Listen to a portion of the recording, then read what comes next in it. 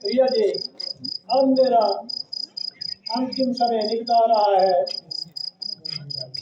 और दर्द एकदम मुझे एक एक लफ्ज बोलना भी सख्त दुश्वार हो रहा है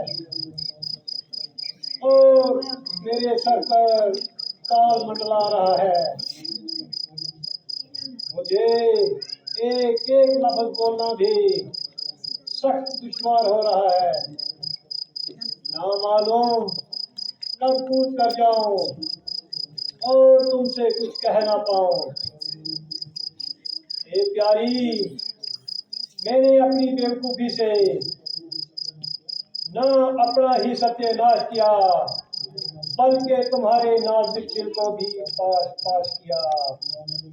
तमाम उम्र इस जालिम की मोहब्बत का दम भरता रहा और तुम्हारी तरफ लापरवाही करता रहा। चुनाचे मैंने अपनी नफरती का फल पाया और अपने पांव पर आप कुल्हाड़ा चलाया। ईश्वर, तेरी दुहाई है, मगर जान निकलने में इतनी देर क्यों लगाई है?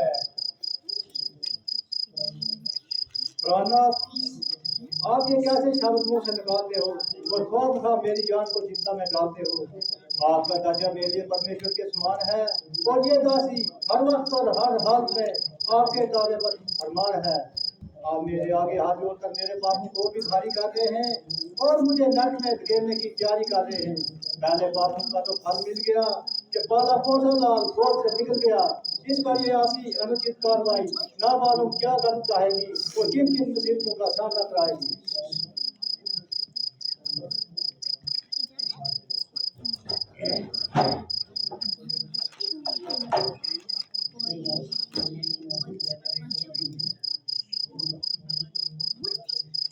हे नाथ, माना कि आपके दया का पात्र नहीं हो, मगर क्या मौत का दरवाजा भी मेरे लिए बंद है।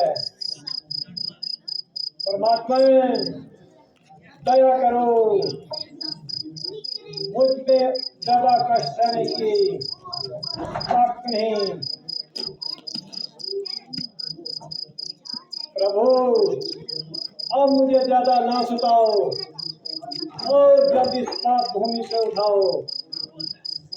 ओ जालिम के पति को दसने वाली नागर, अभी तेरा कलेजा ठंडा नहीं हुआ।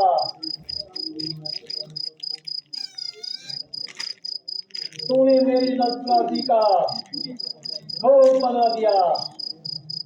ओ बेहरम के मेरी तो इस दुनिया से कूच की तैयारी है, मगर याद रख, मिटाया तूने मेरा नाम और निशान होकर, मिटेगी तू भी एक दिन मेरा नाम और निशान होकर। अफसोस 4 बेटों के होते हुए आखिरी वक्त में एक भी पास में नहीं जिसको छाती से लगाकर शांति से प्राण त्याग देता। गले में कफ आ गया, प्यारी जरा पानी।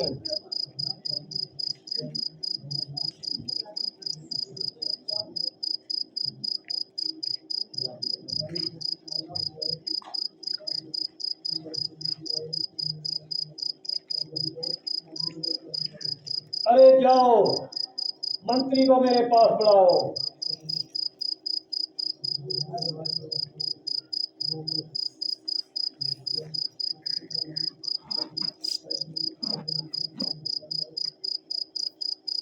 सुमित्र जी, कहो मेरे अंशु की जोड़ी साथ लेकर आए या वन में ही छोड़ आए। है जो आता है जान का ही लागू है। कुछ मुंह से बोलोगे। महाराज, मेरे हरचंद जोर लगाया, बहुत समझाया, मगर उनके इस्तेक़लाल में जरा भी फर्क ना आया। मैंने अपनी तरफ से बहुत समझाता रहा, मगर उनका एक ही फिक्रा सुनकर लाजवाब हो जाता था। ना कुछ सुनने ना सुनाने को दिल चाहता है और ना ही चुप रहा जाता।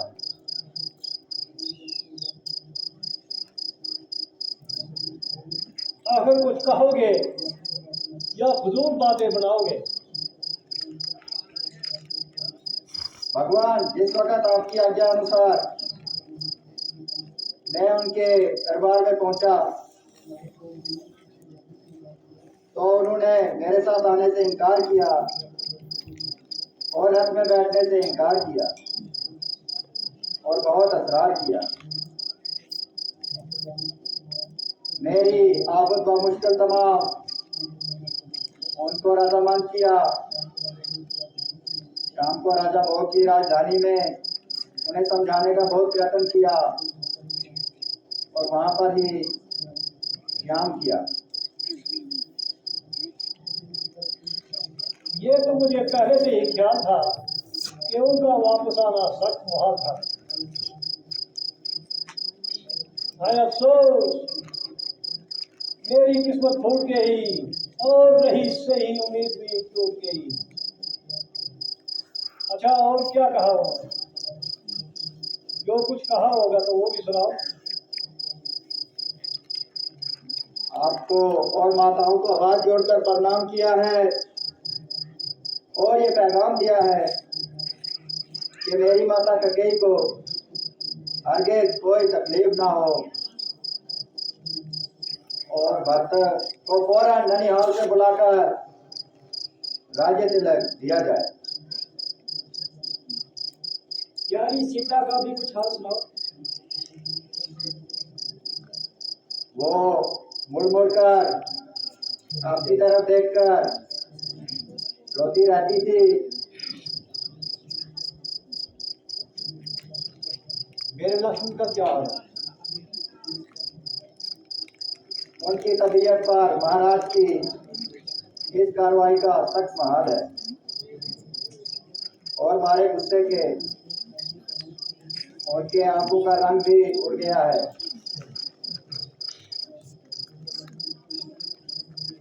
बेटा लक्ष्मण, बेशक मैं तुम्हारे गुनहगार हूँ और तुम्हारी तरफ से सख्त शर्मसार हूँ। बेटा मुझे माफ कर दो, क्योंकि अब मेरे अंतिम सफर की तैयारी है और परमेश्वर के वास्ते मेरा रास्ता साफ करो।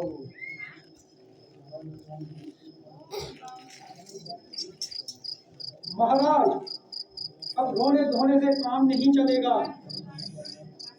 रामचंद्र जी का वापस आना सब दुश्वार है, मगर इस खानदान की लाज रखना आपके इख्तियार है।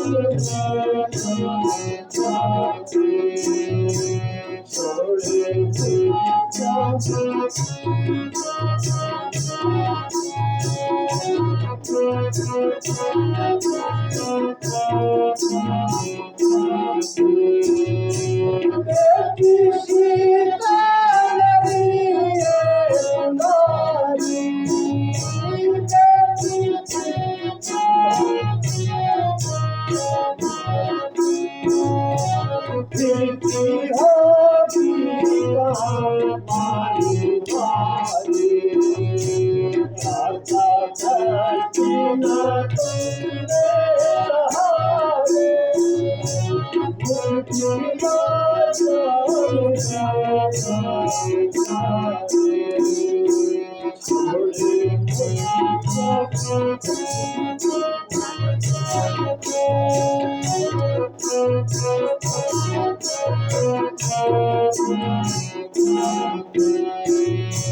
जो कुछ उम्मीद थी वो भी टूटी, जो कुछ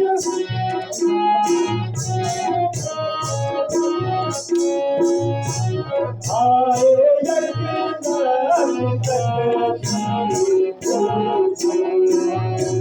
जाना हाथ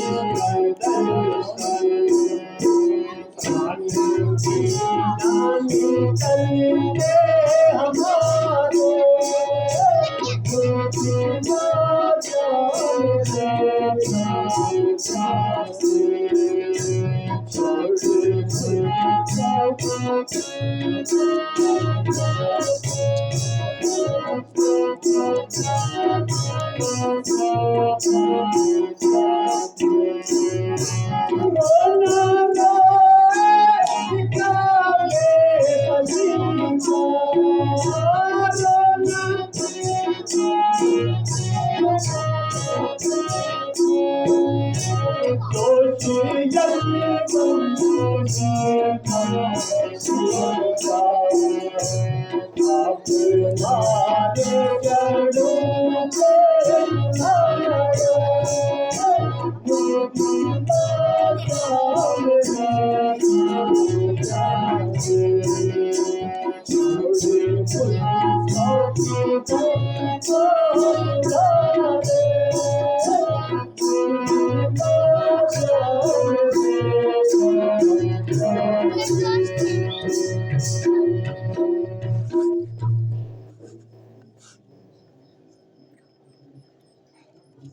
गुरुजी, आपकी ये तिलक तसल्ली मुझे कुछ फायदा नहीं पहुंचा सकती और गई हुई बात वापस नहीं आ सकती।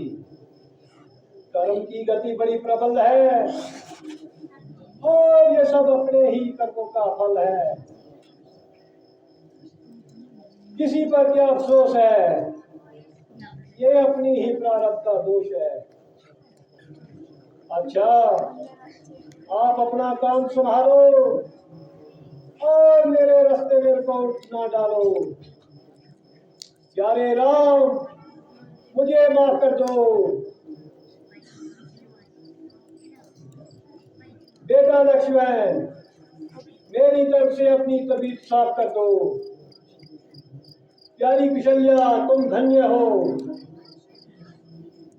बावजूद इतने कष्ट सहने के भी मुझसे प्रसन्न हो।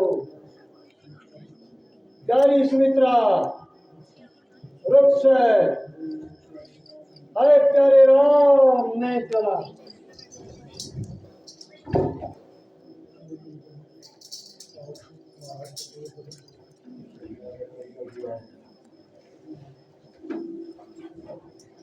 अरे बहुत जल्दी हो, आज के तो देव बन गए।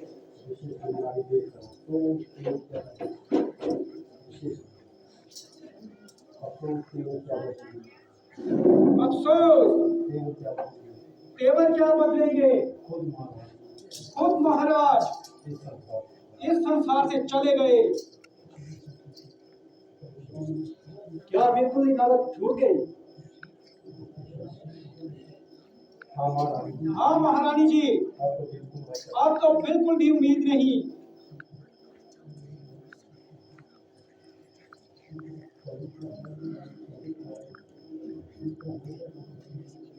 हाय रे हाय, हमारी किस्मत फूट गई।